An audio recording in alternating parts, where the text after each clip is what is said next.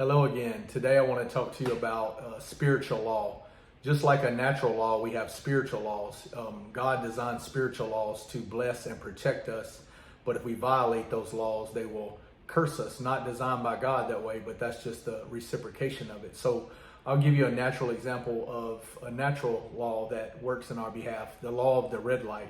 If we have a red light and we obey that law of the red light, then it creates order. It actually creates protection and so forth. But if we violate that red light, then we're going to see a lot of disorder, possibly harm, things like that. So today I want to talk about the spiritual law of reciprocation.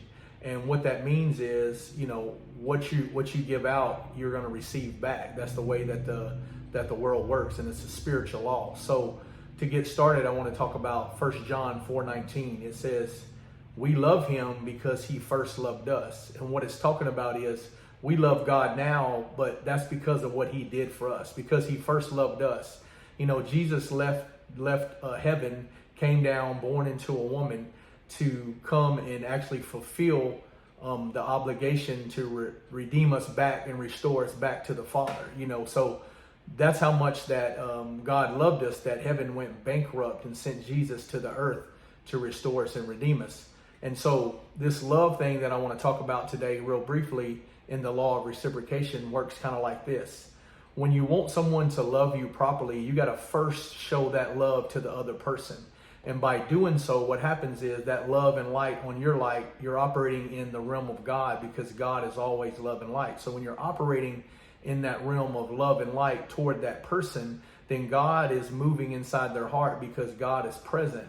And the enemy normally can't be involved in that because the enemy doesn't understand love. He's full of hate and deceit, so he doesn't understand love. So it confuses him when you do that. What the enemy's looking for is when someone treats you misproperly, he's expecting you to get into it with them, do the same thing back, and so forth. So what we have to do a lot of times is just walk in love in that situation and show them that love of God and that light of God, and then God can begin to move their heart back to you. And a lot of times when you first love someone else properly, you'll receive it in return. And another reason that it works is because, like I said, it's governed by God.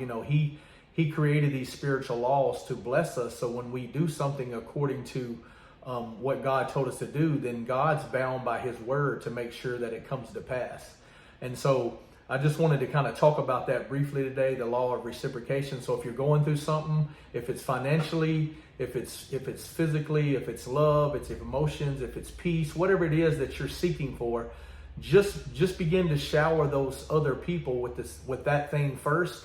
And then God is the way he designed it, it's obligated to come back to you. And just remember as we close that, heaven went bankrupt and gave up Jesus, gave up its best, because he first loved us, because he wanted to restore us back to him, because he always wanted eternal relationship with us. So we got to be willing to show that type of love to other people first in order for that to work. So thank you again, and be blessed.